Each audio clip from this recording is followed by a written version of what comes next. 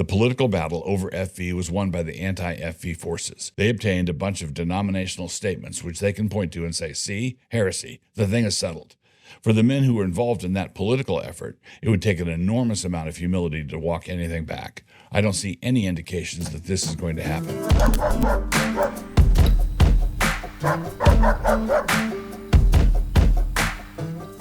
Introduction. I'm happy to announce an impending rapprochement on federal vision issues, albeit a rapprochement that is still surrounded with a few remaining confusions. I trust that I will be able to remove those confusions below. Wish me luck, everybody. In a class for RTS Charlotte, Kevin DeYoung spent some time on federal vision issues in the clip embedded below. He says, quote, if you're in the PCA and you're seeking ordination, I would recommend, if on the floor of the presbytery someone asks, what do you think about federal vision? Say, I do not agree with federal vision, and then explain. That's what the presbyters are generally looking for.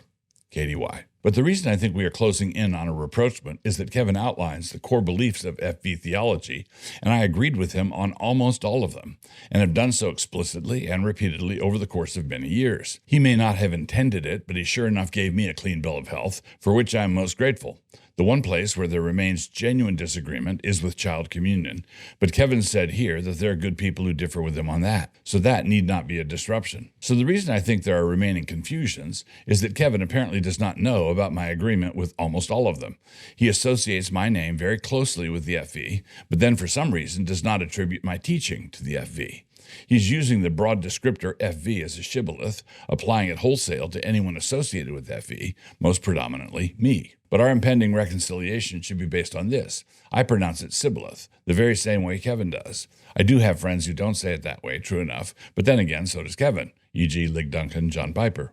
A quick list of areas of agreement. You can check it out yourself below. From 53 minutes to 1:18, Kevin outlines the core beliefs of FV, which will give me an opportunity to touch on the big-ticket items. Kevin says, FV resists the traditional distinctions between internal and external, or objective and subjective distinctions of the covenant. Covenant as legal administration versus covenant as communion of life. Doug Wilson says it's all covenant objectivity. My response would be to deny that it is all objectivity. I wrote an entire book dedicated to defending the absolute necessity of the new birth against the church, referring to an internal transformation of the heart. Quote, and this is why I keep going on about the absolute need for regeneration and the cross of Jesus Christ. It is only a work of the Spirit that can give us new hearts.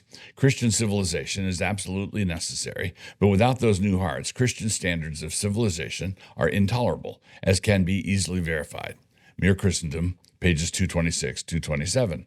Kevin argues that for FV advocates, the covenant is entirely objective, while the historic reform position teaches that there's an objective component and a subjective component.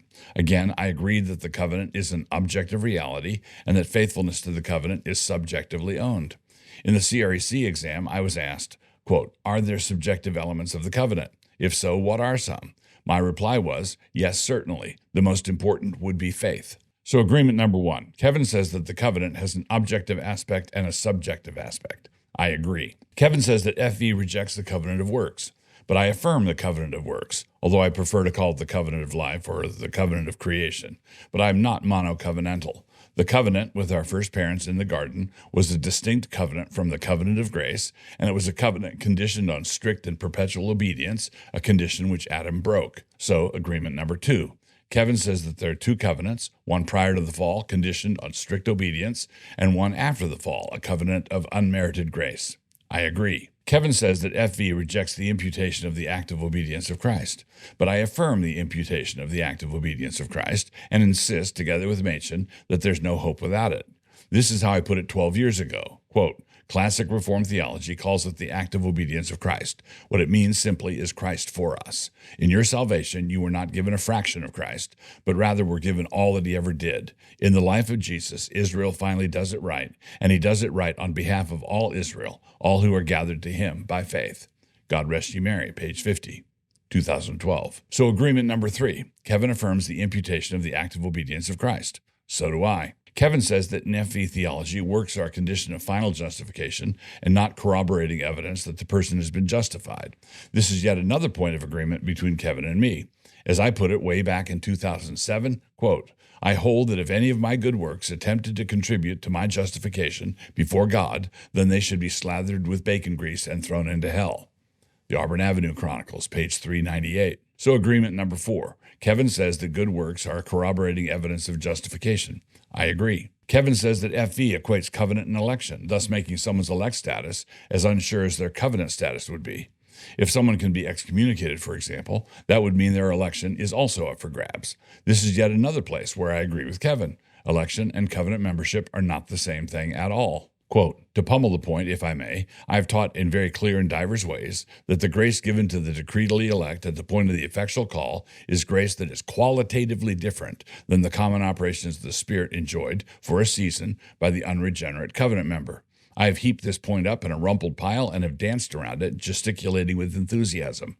I've made a big building out of this point and put a blinking neon sign on top of it. If this point were an overpass, I've spray painted my agreement with it in bright green letters at least 18 inches high.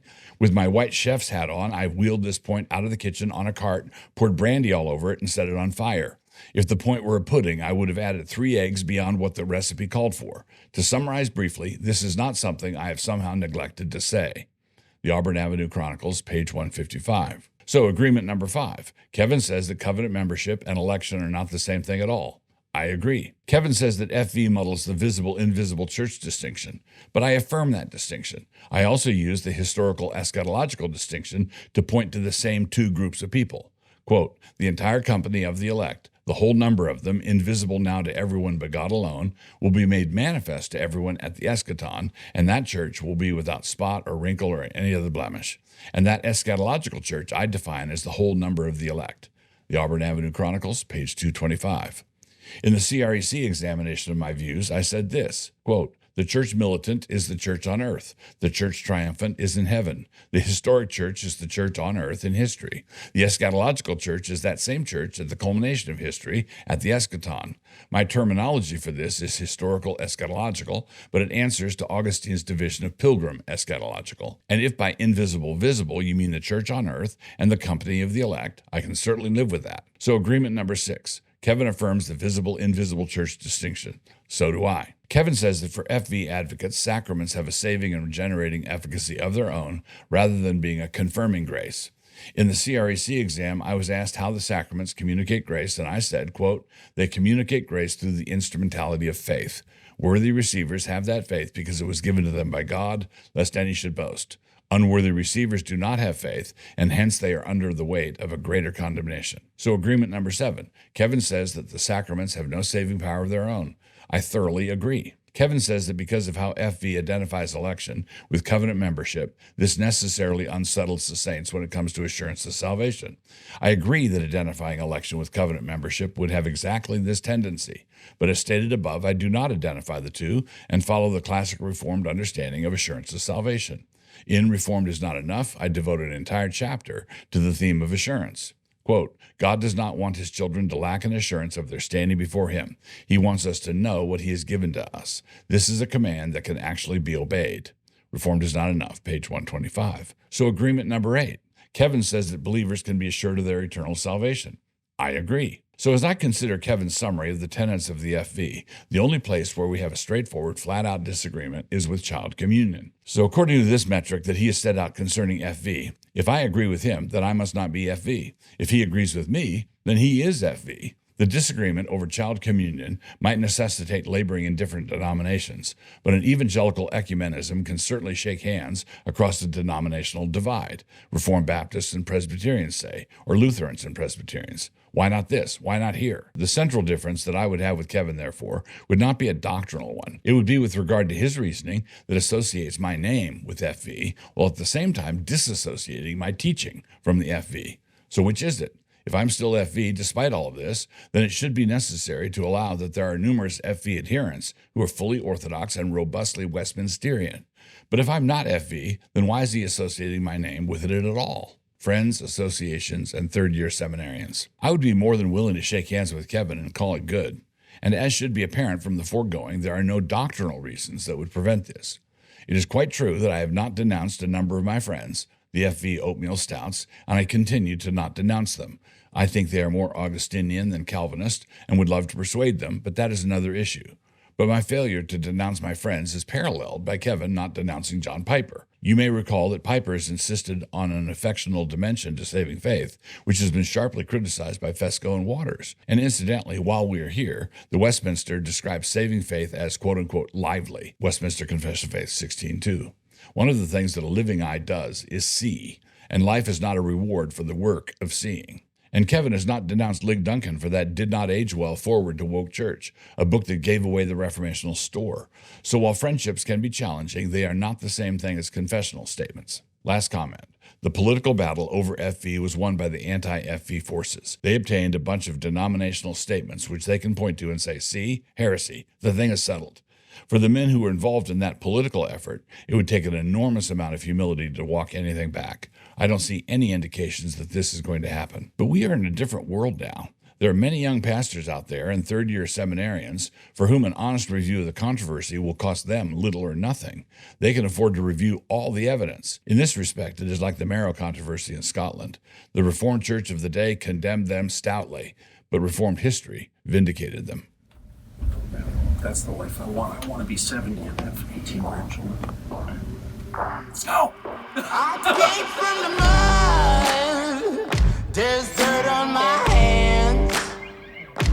Strong like a tree. There's roots where I stand. I'm Tucker Carlson, and I am here with the very famous and highly controversial Pastor Doug Wilson. Even more controversial. Try to catch me howling at the moon.